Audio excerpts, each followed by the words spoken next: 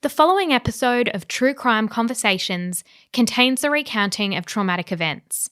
Listener discretion is advised.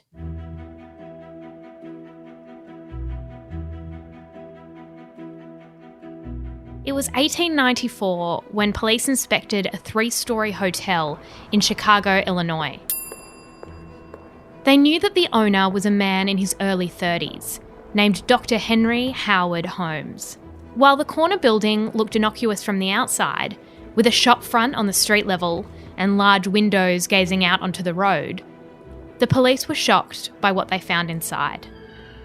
During their inspection, they came across secret passageways and doors that led nowhere. Some sections were built like a maze, except there was no way out. There were soundproof hallways and airtight rooms connected to gas pipes. Chutes big enough to fit human bodies were found upstairs, leading to a basement full of surgical tools. The place they had discovered on the corner of South Wallace Avenue and West 63rd Street in Englewood would come to be known as the Murder Castle, and the man who owned it, H. Holmes, as America's first serial killer. During his short life, he said, "I was born with the devil in me. I could not help the fact that I was a murderer, no more than the poet can help the inspiration to sing. I was born with the evil one, standing as my sponsor beside the bed where I was ushered into the world, and he has been with me since." This is the story of H. Holmes.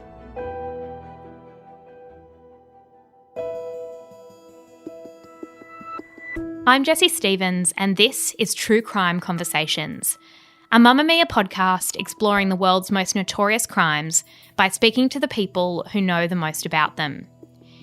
In this episode, we're exploring the crimes of a man rumoured to be America's first serial killer, H. Holmes. Joining me is American independent filmmaker and author John Borowski. John researched the psychology and crimes of Holmes for both a book and an award-winning biographical documentary titled H. Holmes, America's First Serial Killer. Let's start with Henry Howard Holmes' childhood. He wasn't born with that name, was he? H. Holmes was born as Herman Webster Mudgett in Gilmanton, New Hampshire. And it's very interesting. If anyone travels to Gilmanton, New Hampshire, it's this beautiful, quiet, scenic countryside that one would never expect evil genius serial killer to be born at that beautiful locale. So yeah, he was born Herman Webster Mudgett in Gilmanton, New Hampshire. And he was raised in this little farmhouse. When I visited Gilmanton, New Hampshire, and visited the owners of the house, they found a piece of paper that was in one of the walls that had said Herman's jacket pattern. Not much is really known about H. Holmes' childhood. There isn't much writing about it. H. Holmes writes about it in his own story. And he says his father never spared the rod. So was there beatings? Was it physical abuse? We're not sure. So, the only thing that I believe is true about H. Holmes' childhood, that I believe he was, as he says in his own story, he was dragged into this doctor's office and was fearful of this skeleton, this mounted skeleton. But that also caused him to be further interested in the human body, which made him eventually go into medical school at the University of Michigan. So when he went in to study medicine at university, there was this sort of fascination with dead bodies, weren't there? So there were almost stories that emerged, and in this case, sometimes it's hard to separate myth from fact, I suppose, but there was a fascination with dead bodies. Yes, H. Holmes was definitely fascinated with dead bodies, and it may have been grown from that incident when he was dragged into this doctor's office when he was a kid, but who knows? When H. Holmes was in college, that's when he began his life insurance scams. So he would get a friend and say, hey, why don't you take out this life insurance policy on yourself? We'll get a cadaver. I've got my sources. We could just steal one from the university, and you go into hiding, and then I'll come and I'll say, yeah, that's my good friend. And while you're in hiding, we'll get the insurance benefits and split the proceeds, and no one will ever know the better. So that's when he started on these life insurance scams. when he was actually in college at the University of Michigan Medical School. And what do we know around that time he started a relationship with his first wife, Clara? What do we know about that relationship? Yeah, again, not much is known too much about H.H. Holmes. Even his teenage years, his college years, it's very, very hazy. He did get involved with a woman named Clara Lovering. That was one of his first loves, in Gilmanton, New Hampshire, and he had a child with her as well. In 1886, he married for a second time. How did he do that while he was still married to Clara? Well, at that time period in the 1880s and even moving into the 1890s, H.H. Holmes could be whoever he wanted. Anytime he would pass over a state border, he would create a new name for himself. And the further back you go, there were less limitations. As far as American travel and time period, there was no driver's license, no social security cards. There was no communication between law enforcement, between different districts, even within a city or a state, much less, any sort of national. The Pinkerton detectives were the first kind of national American detective agency. So H.H. Holmes knew about all of these lack of limitations as far as travel and his MO and who he could become, and he took advantage of those situations of the time period or those limitations of the time period. Could you get a divorce then? What were your options in terms of ending a relationship and then starting a new one? Well, that's a good question. I believe people could get divorces, but what's very interesting, Holmes was married legally 3 times. And his last wife, when she remarried later on after the whole H.H. Holmes case was over, she would not even put on the application paperwork that she was married before. She left it blank. So at that time period, it's interesting. I believe the H.H. Holmes case created some new laws in America because there are many questions, especially with his building. How did he get away with it for so long without any building inspections? And, well, we all know the history of Chicago, either payoffs or they didn't have those type of building inspections at the time. Again, the further ahead you come in time period, that's when they created all of these restrictions and investigations and everything that had to be approved for buildings, which were probably not even in place at that time period in the 1880s and 90s in Chicago. Let's go to Chicago because he bought a building, I guess you'd call it, and began construction on it. It would come to be known to history as the Murder Castle. Can you describe what was inside? So when H.H. Holmes arrived in Chicago, he really didn't have anything to his name. He was a master con man and manipulator. So he had found this property that was for sale at the corner of 63rd and Wallace in Chicago. So through his scams and conniving, he wound up purchasing that property. But again, he was an evil genius. So the fact that he could purchase a piece of property, then he designed the building of his dreams, which was more like something out of Edgar Allan Poe than Architectural Digest, because it had the first floor were businesses. Outside, the building was much like H.H. Holmes's Duality. The outside resembled a typical building. At the time period, they called it the castle because it was such a huge building. First floor had businesses, drugstore, blacksmith shop, jewelry shop. Second floor had rooms that Holmes would rent out. And then the third floor had more rooms that Holmes would rent out. His office was on the top floor. But if perchance you got lost in this building or walked around the building, you would find out that you might enter one room that had 5 different doors. It was kind of a labyrinth design that only the mind of this evil genius could figure out how to get through this entire building. There were trapdoors in the floor leading down into the basement from his office. There was a greased chute from the 3rd floor that went all the way down to the basement. So eventually, when investigators did go inside this building, they realized that Holmes constructed it for murdering and disposing of bodies. So he would rent rooms during the 1893 World's Fair, and he would make skeletons out of whoever had stayed with, in this hotel, and then he would keep their money or valuables. So as you look at some serial killers, some of them have a certain motivation. Holmes, in my studies of H.H. Holmes, it was definitely financially motivated. Now, he may have gained some pleasure during his murders, but I think he just saw people as material. His fun was the planning it, the designing the building, the planning how he was going to murder his victims, what he was going to do with their body afterwards. So I think the actual murder aspect of it didn't really thrill him that much. His fun was in the planning of it. It was almost secondary. Exactly.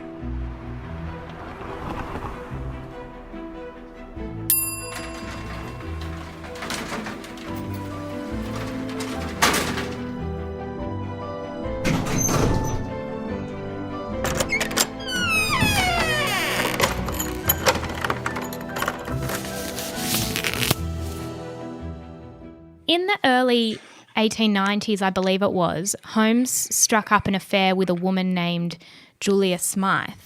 What happened to her and her daughter Pearl? Yeah, that was a very sad story. You know, again, some of Holmes's victims just disappeared. They were never seen or found again. Luckily, at the end, they were able to find some of these victims of his.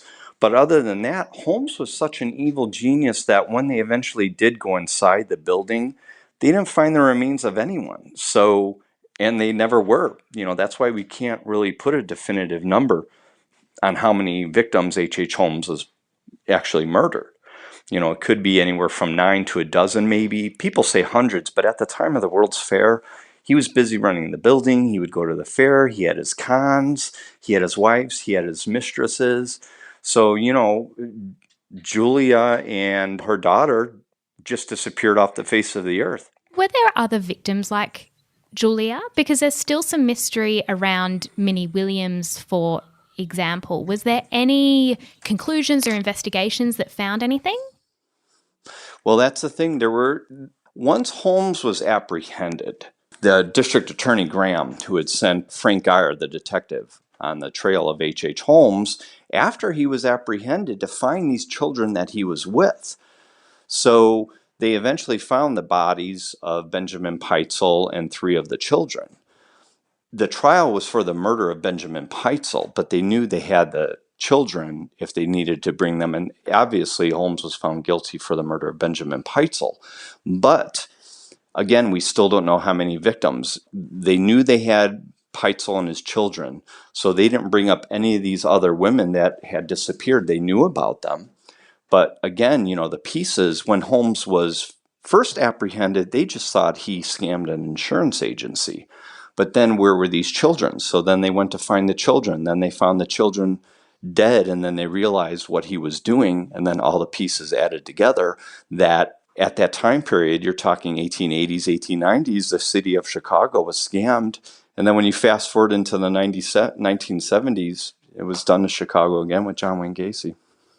As we've touched on, there were myths, I suppose, that circulated at the time. It was quite a sensationalist period in media in terms of the way that they covered certain stories. But one story that circulated was that he sold bodies to local medical schools. Is there any evidence for that, or was that just hearsay? At the time period, and even nowadays, it's very hard to take every word of newspapers as truth. The further back you go, the newspapers were somewhat like the National Enquirer. They would make things up. If they needed to fill things in, they would just make them up. They would misspell names, they would make things up. So like when I do my research, I save the newspapers for last. But it was a sensational case. It was called the Trial of the Century. His murder trial was held at Philadelphia City Hall in Philadelphia. So the Philadelphia Inquirer followed the story day by day. Holmes was his own attorney, of course, in the courtroom. So it was definitely a huge case, and it was covered by pretty much worldwide newspapers everywhere. It was mentioned that H.H. Holmes may have been taking his victims' bodies and making skeletons and selling those skeletons to medical schools. And that comes from a story of an employee of Holmes's named Chappell, because he said he had actually done that for H.H. Holmes, that he had cleaned the flesh and articulated a skeleton for Holmes to sell to medical school. We touched on Benjamin Peitzel and his relationship with him. How did they come to work together? Yeah, Benjamin Peitzel most likely just answered an ad that Holmes had placed in the newspaper looking for construction workers when he was building his huge building, the castle at 63rd and Wallace in Chicago. So Peitzel probably answered an ad, and Holmes, being a master manipulator, everyone that Holmes came in contact with, he immediately would think how he could use that person either immediately or in the near future. Now, he knew Peitzel was an alcoholic. He knew that he had children. He knew that he had a wife. But he knew so much about him that he knew he may be able to use him as a pawn. And eventually that's what he did. Because as we're leading up to the end of the World's Fair at the end of 1893, 1894, Holmes was being basically almost harassed by all these creditors that he scammed, and they all said, well, we're going to all band together and sue you. And that's when Holmes took off. And at that time period, Holmes in his mind was thinking, well, what can he do next?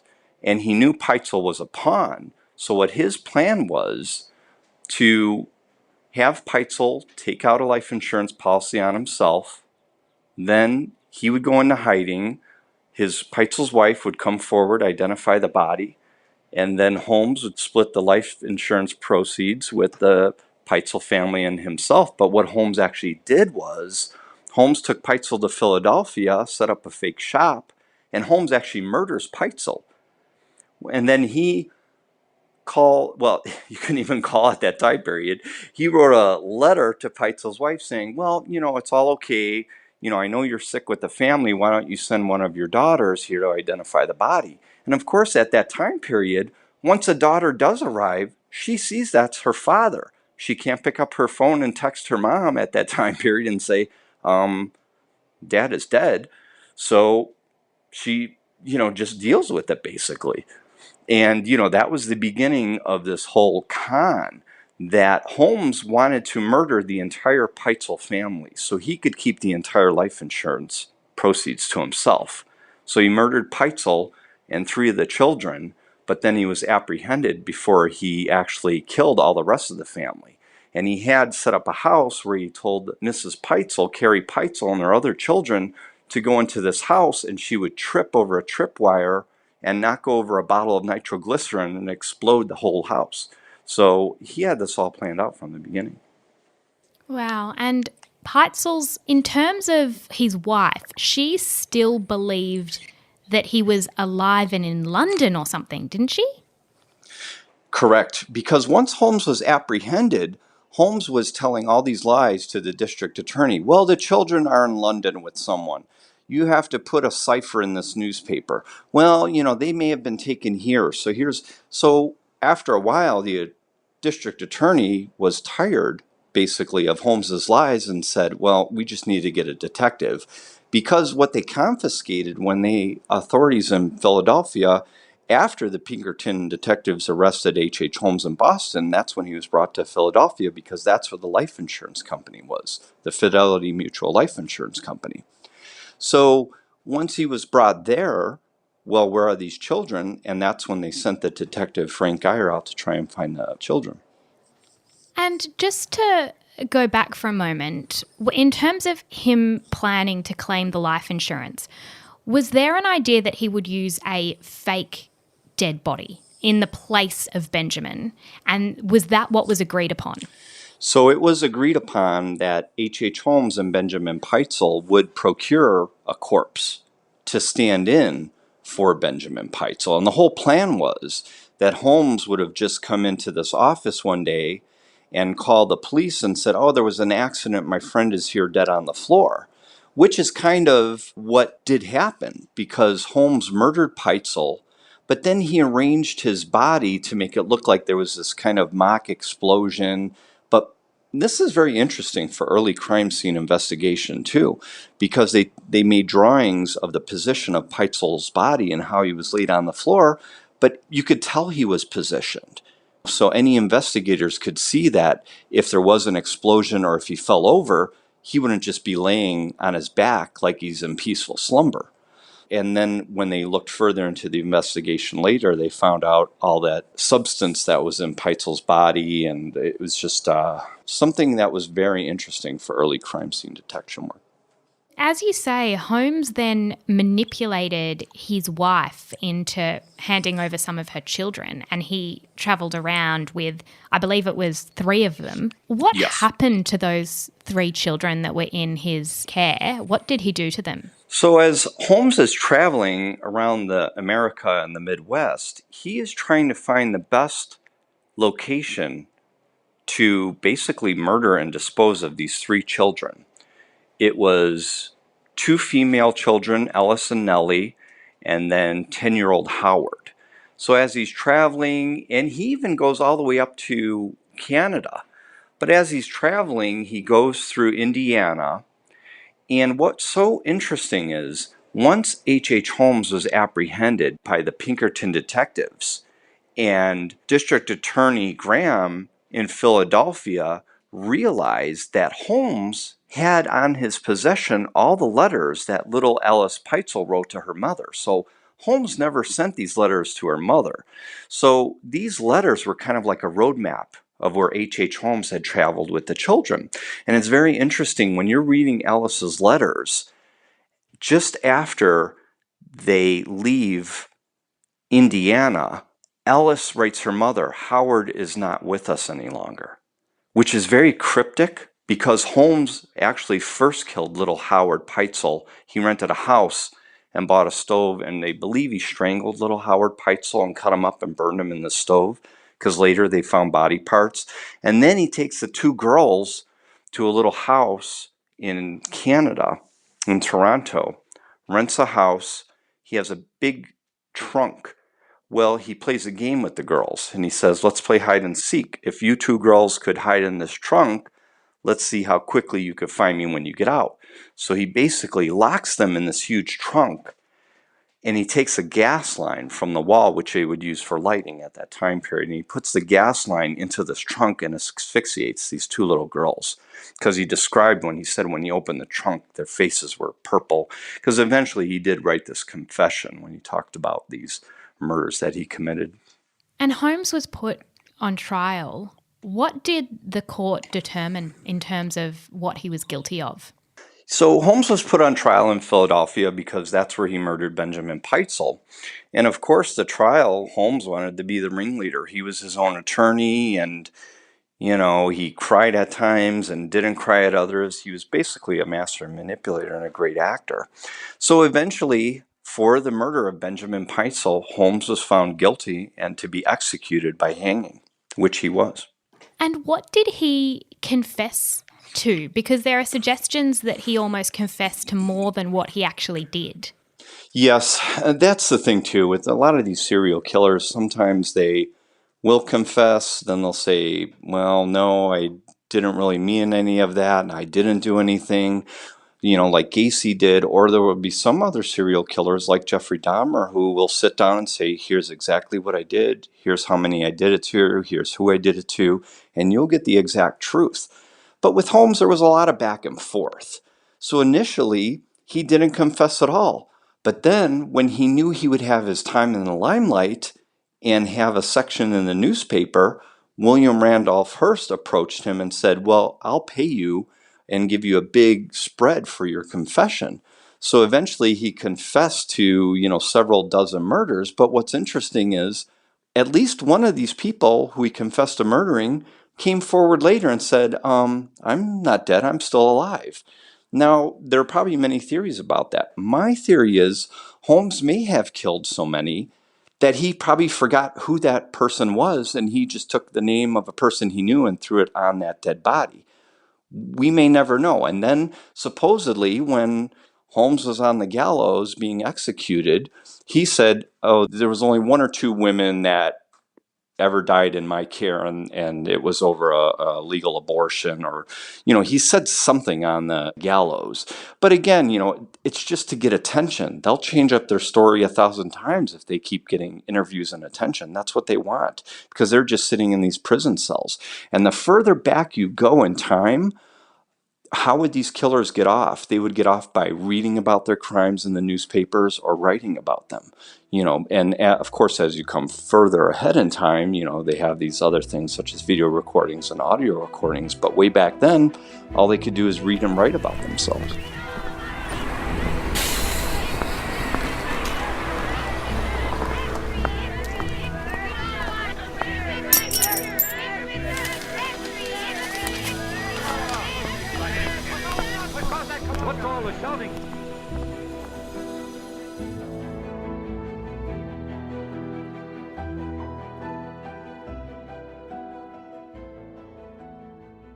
When police actually went to that murder castle and all of this was coming out, was any evidence ever found in terms of the remains of other bodies or anything that was left? So after Holmes was eventually apprehended in Philadelphia, the investigators rang back to Chicago and said, okay, well, didn't he have this building? Why don't you guys check it out? So the police and reporters eventually went into his building. And that's where, when you see floor plans now from the building, that's from the reporters that went in, because they drew these floor plans of what it was like, this labyrinthian building. And then after they realized what the building may have been used for, that's when they kind of called it the murder castle and murder hotel. And he was known as the torture doctor, because in the basement they had found what Holmes said was used for glass bending. He said it was a glass bending machine, but it was an actual crematorium because it was the length of a human body. So there were many ways that Holmes could dispose of bodies completely or partially if he did want to sell their skeletons. They found a dissection table in the basement, but they really didn't find any evidence. They found some blood, but at that time period, they couldn't even type it as a certain type of blood because of the lack of forensics, the infancy of forensics at that time period. It could have been an animal blood. They don't know. They found some bones that they determined later were animal bones. They found some women's trinkets in the basement or in an oven, but they never found any evidence of body parts. And again, that's how good Holmes was at covering up his crimes. Whatever, he wasn't like a Dahmer or Gacy keeping the bodies on his property. He would murder them there and probably have one of his henchmen or he himself would dispose of the body somewhere else. How many people do you think that he murdered? He's called, America's first serial killer. How many people do you think he's responsible for killing? I believe H.H. Holmes may have killed around a dozen. And that's, if you look at these women he was involved with, the people who had disappeared, sure, there were millions that came to the 1893 World's Fair, but he was a busy guy. To kill hundreds of people in the span of a year or a couple years or even 5 or 10, that would be pretty high body count for anyone. Because again, when you take into consideration he had to run this entire building and he was in charge of that. He had his 3 wives all across the U.S. He had mistresses while he had the wives. He had children with some of the wives. So he was a busy guy. So again, I think that if and when he did murder somebody, it had to do with his financials. Either somebody knew too much, he had to kill them to cover something up, or if it was a mistress, he would have them sign their money or property over to him and then write a letter, say, well, I just ran away, and he would send that letter to their relatives. He always knew how to cover his bases. And you suggested earlier that, maybe particular practices or laws were changed because of Holmes. How do you think he shaped or changed or influenced American history? How do you think things changed after he was eventually hanged? Yeah, I think Holmes most likely caused some laws to change or go into effect. One of them would have been these building inspections in Chicago because, again, how could he have gotten away with that with all these trapdoors and secret rooms? I always say Chicago has a history of serial killers, corrupt politicians, and mafia bosses, because that's true. When you look at the history of Chicago, that's what it's about. So I wouldn't doubt at that time period if he had paid someone off. That's, again, that's kind of the history of Chicago. Because of H.H. Holmes, some of those things may have changed, such as code enforcement and investigating some of these buildings as they're being built. I would also think forensics-wise, because of the lack of forensics at that time period, especially Chicago and the Illinois State Police Force beefed up their forensics after that. Absolutely. And it's just, interesting to see that many years ago, you've got someone, I suppose, as you said, when there's no ability to trace people and you can go from one state to the other and the police unable to connect the dots, then what people were capable of was, remarkable in terms of the damage that they could really do before he was caught. Oh, yeah. And, even now I'm working on the John Wayne Gacy case. I'm producing a documentary about his life. And, even in the 70s, the computer systems and the card catalogs for these missing victims, people say, well, how did they get away with it for so long? Well, obviously, the further you go back in history with serial killers, it was the lack of forensics and lack of crime detection techniques. But even when you came forward into the 70s, that was still in its infancy, because I've interviewed many prosecutors and detectives from that time period who are still alive now, and it was called victim linkage blindness, because they said you could have police from 3 districts. Each of those districts are right next to each other, and each of those police officers would not know about a victim from another district, and it could literally be 2 blocks away. And that was even in the 70s. So very difficult. Thank you so much for your time today. We really appreciate it. Thank you.